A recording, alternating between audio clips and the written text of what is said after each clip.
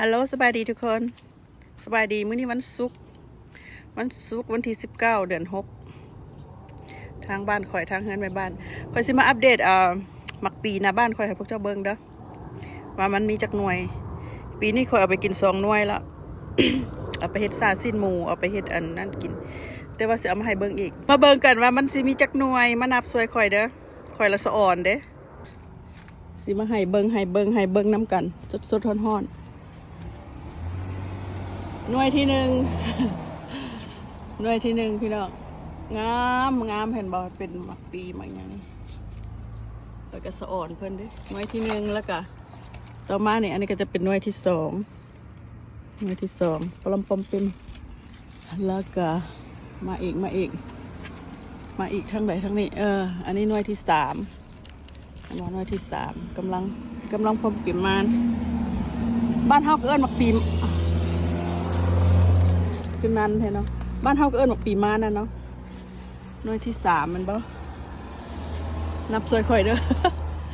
แล้วก็จะมาหน่วยที่ 4ตัวนี้จากวันเป็นเดือนจากเดือนเคลื่อนไปเป็นปีหน่วยที่ 4มันบ่หน่วยที่ 4โอเคสะอ่อนเนี่ยพี่น้องไปสะอ่อน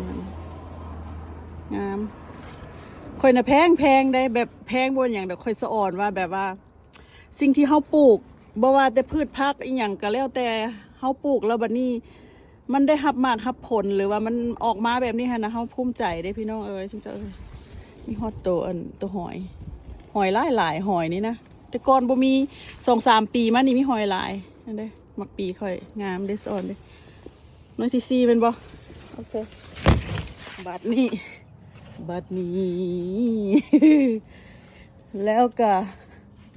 ใส่อีกโอเคหน่วยที่ 5เห็นบ่พี่น้องแบบบ่ได้ตัดต่อเด้อนี่เด้อถ่ายสดๆให้เบิ่งหน่วยที่ 5เด้กำลังออกงามแล้วก็หน่วยที่ 6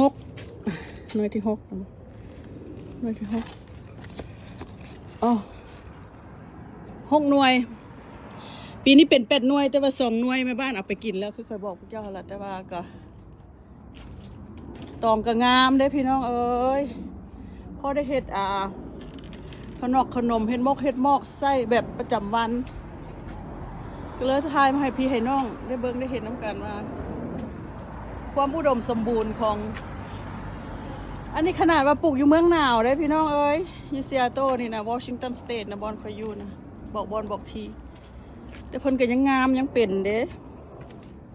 บางคนว่ามันคือบ่ตายบ่ย่ำหนาวก็เขาเอานั่นปกนะพี่น้องเขาเอาอันมันเขาจะฮัลโหลเอาอันเขาเอาอย่างมา cover มาหนะมาปกเอาผ้าเอาพยางมาI talk about my banana tree. Are you gonna get anything? You think? So this year have the blooming see banana flower. I have a 6 banana flower in here. Look at that.